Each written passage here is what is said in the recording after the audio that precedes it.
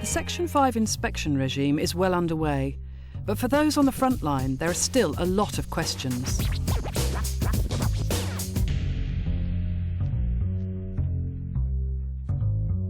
Five determined literacy coordinators from a cross-section of schools have come to Ofsted HQ to get their questions answered. With primary literacy high on the national agenda, this is their opportunity to explore what inspectors are really looking for.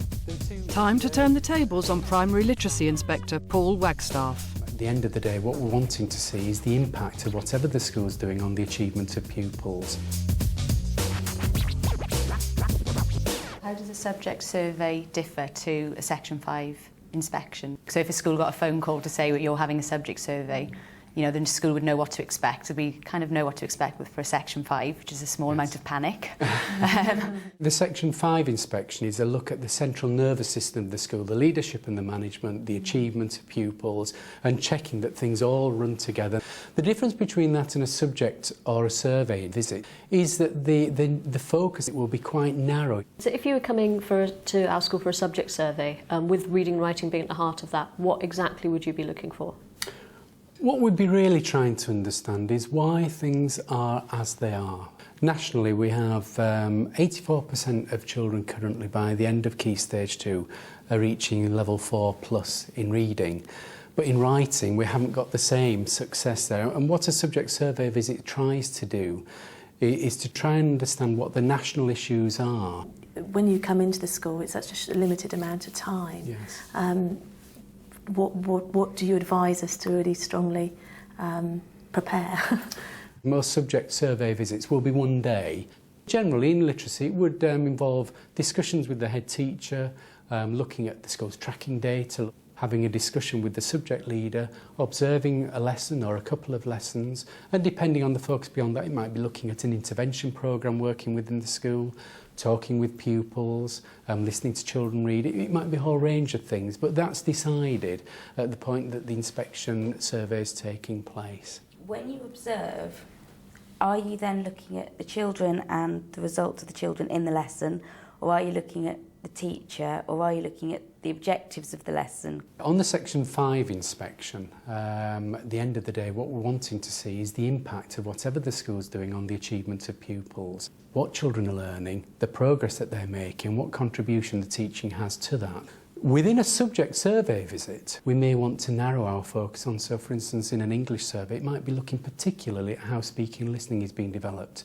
It might be looking at how reading's taking shape and the kind of strategies that the teacher's using. Is it completely random, or are they selected for a reason?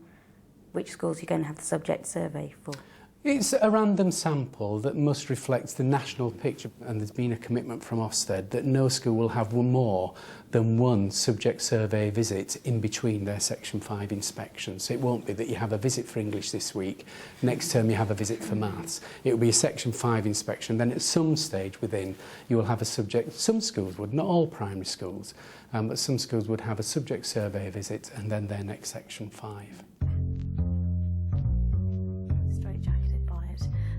As a school, we've taken a lot more of the creativity side, and we're bringing a lot more speaking, listening, role play, drama, and we've taken strands from the literacy strategy and used set text. Do you feel that perhaps we need to push that more? I suppose it's raising the bar and looking at the next stage, which is often the most difficult to move forward. Certainly our evidence and research evidence has indicated that speaking, listening, drama, interacting with children in that way, it certainly helps.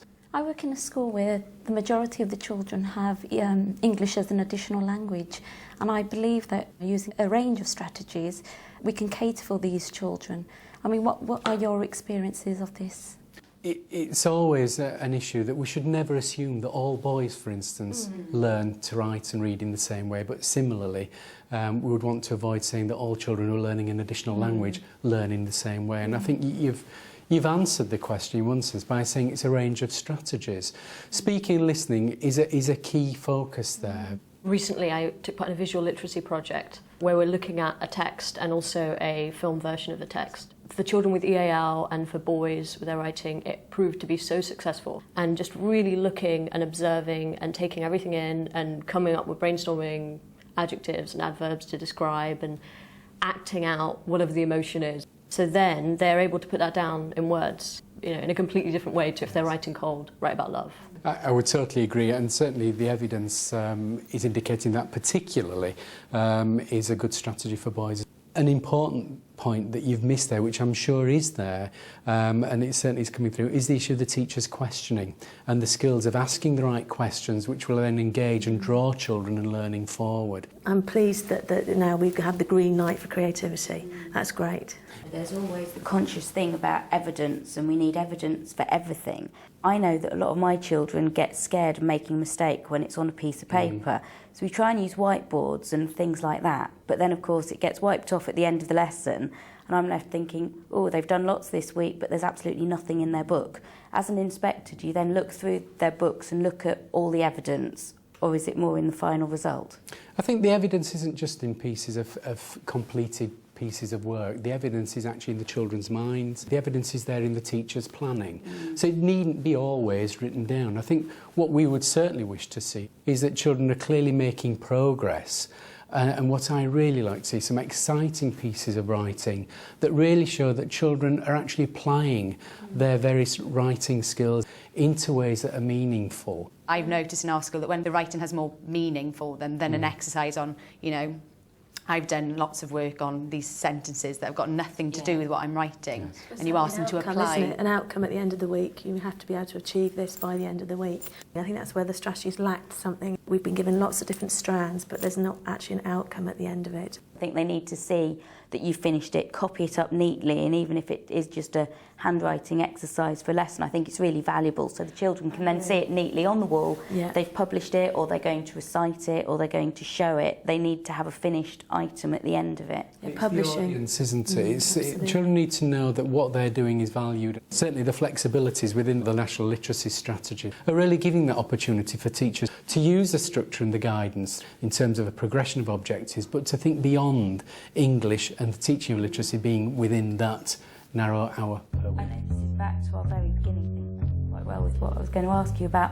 How would you, or how do you see good practice as grouping children, whether to have like higher ability groups and lower ability groups, or whether to have completely mixed or different ages? What, from what you've seen, would you say works the best? Where teaching is good or better, it's often that the teacher is very clearly differentiated or grouped accordingly to make sure that the needs of each different group within that class are being met, and you can stand there and say, yes, all these children are gaining from this lesson. And again, it comes down to the assessment and the teacher's use of assessment to ensure that the objectives are well matched, but equally that the organisation is as such that it's allowing children to learn.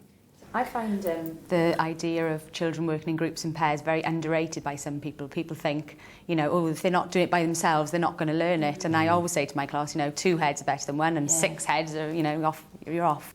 I find that if you can carefully pair children up so the gap isn't too big, then that seems to get the most out of them and working together. Yes. And I really think it's down to the teacher and what you're actually teaching. And unfortunately, you can't just say one size fits all. So the best way is to do ability or mixed ability, and it is hard to kind of be constantly... Yes. It's the teacher's knowledge of what those children can do and what they need at that particular time. We see a range of practice in schools with setting, with ability grouping, and the question that we always ask is, how do you know that that's working? Our school is over 50% EAL, and we have sort of group rooms, and we want all the LSAs to stay within the class, but we also feel there's a time and a place for the children to be taken away from the class and have their sort of time with a one-on-one teacher. I mean, what are your views if you were going in to inspect the literacy? Would you be happy to see that? It's fitness for purpose, isn't it? It's always a balancing act of ensuring that then they don't miss key parts of the main lesson, but there are times when children need to be taught specifically in that way. The evidence of Ofsted has shown in the past that sometimes some of our most vulnerable children are spending more time with a teaching assistant away from the class than they are with a teacher. It's then ensuring that the school really keeps that under review and is absolutely certain that it's meeting the needs of the broad range of children.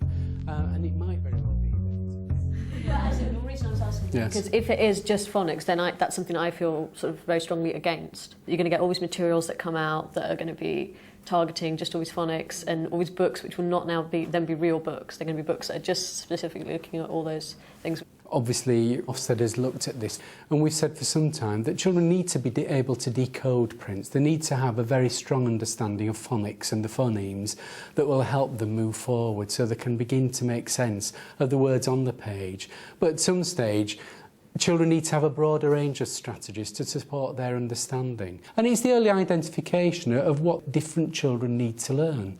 Do you think that by focusing on phonics at the beginning, that we're all going to get too fixed on teaching phonics in the foundation stage? Because English is such a bizarre language that we've got lots of words that don't rely on phonics, but they still go back. If they don't know the word, they still try and sound it out, and they'll still say a word which doesn't make any sense at all. They're not actually thinking about the meaning and thinking, oh, that isn't a word, but we know to sound it out, so that's what we're going to do. Yeah. Lots of new teachers think of teaching reading as we're listening to the children read and sounding out, and that's fine to a certain point, but when you get to Key Stage 2, it's the whole thing of the decoding, actually working out the meaning and what happens if you do come to that word within the sentence. And I think unless your school identifies where each year group roughly, and obviously it will change because some cohorts are different, but having a sort of sequence of where each year group can focus on linked to the framework, and that's where the framework's been very, very useful. And I think it's given teachers an area to focus on for their year group. You know, it is a mixture of strategies, but I do also think it's very important to have a structure for teachers if you're the subject coordinator. Yes. And our evidence would indicate that where schools are successful in teaching children to read, the teaching of phonics is very strong, very secure. People know the progression through there, and they're very quickly getting children to be able to have those skills to be able to decode words. But what we also find is there is a strong literacy-rich environment that encourages children to use, to love and to enjoy and share books. I think the key thing in terms of literacy, which goes for reading and writing, are texts. If you give the children a killer text, something that really gets them going, then they are going to produce amazing writing. And if you give them a mediocre text, they're going to give you mediocre writing. If we're using that reading and writing sequence, which the strategy promotes, the immersion in the text is absolutely crucial. In Birmingham, at my school, we've recently been studying Goodnight Mr. Tom, and we've also set up a radio station, which really the aim was to promote the speaking and listening. And children have worked around the text with a range of activities, organising interviews with characters, empathising with characters, and producing a radio show using the cross-curricular links with the history and the aspects of rationing and the war aspects. And it really did promote the speaking and listening and gave them a purpose for the actual studying of the text. I think that's a crucial point, that it's this richness of literature that can provide children with a very good model. It links with the speaking and the listening, and I particularly liked the issue raised about cross-curricular work. So I think it's also about encouraging children to have their own opinion and how what they think of a text isn't going to be the same as what the person next to them thinks of a text. So you need to be careful that they aren't giving you the answer that we want and saying we think it's good just because their teacher thinks it's good, but it's what they actually think and get from it. One of the things Ofsted has found in recent times is where literacy goes beyond the literacy hour and moves into other subjects, then it gives a richness and a genuine reason and a purpose for children to want to know and to want to actually write and to read, to find out. And it's a combination of all these factors that can really inspire and make learning genuine and purposeful.